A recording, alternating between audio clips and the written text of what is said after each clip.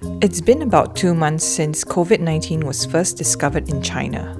Since then, the virus has gone global and has been compared to influenza rather than SARS in the way it spreads. But how is COVID-19 similar to influenza? And could living with this new virus be the new normal?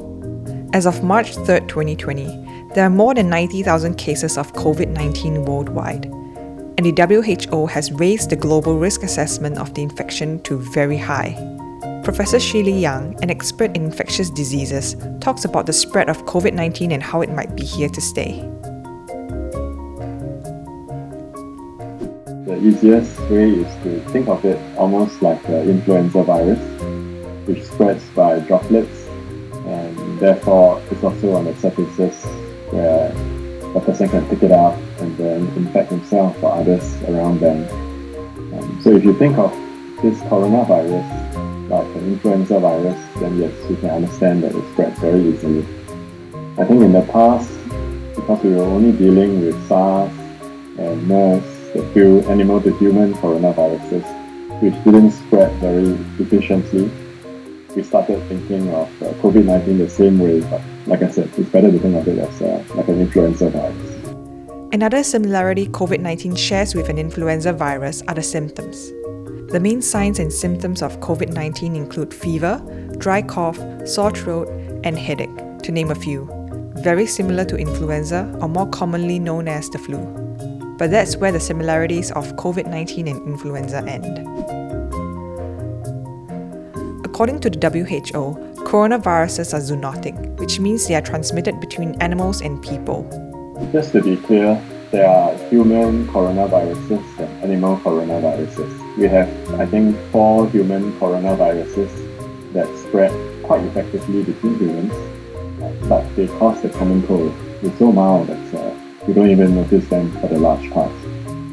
Then there are the animal coronaviruses, which spread very well amongst animals, and only rarely do these animal coronaviruses jump over to humans. And in the past 2 recorded instances where they did, those viruses were quite lethal, and they kill between 9% to 40% of those that are infected. But because they were so lethal, they were also not very effective at spreading between humans.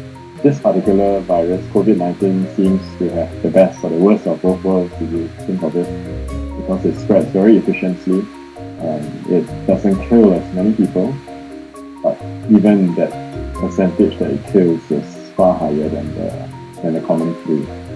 COVID-19 is also different from SARS, although both are coronaviruses. SARS came to Singapore in March, and the outbreak only ended in July. So that's 4 months. Of course, SARS started much earlier. It started in November 2002 in China. So for the entire world, if you count the start in China, then it lasted about 9 months.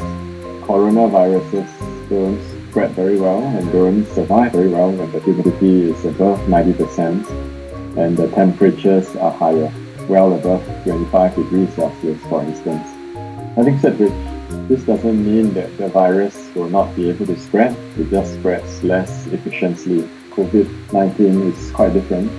It spreads far more efficiently and effectively in the community. So I don't think we'll be seeing an end to this outbreak within 9 months, like with SARS. So it's quite unlikely that COVID-19 would end soon. Although China has gained control of the outbreak, the virus is starting to spread in other countries, including our neighbors in South Korea, in Iran, and in Italy. There's a good chance that we will see a second wave of the virus come back to us and to China, and that will potentially prolong the entire COVID-19 outbreak. So could this virus become a new normal and part of the common viruses? There have been experts in some articles saying COVID-19 is here to stay. It could be, as mentioned, that the virus will spread around the world, and then after that be part of the group of respiratory viruses that infect us along with influenza and other things. And what about in Singapore?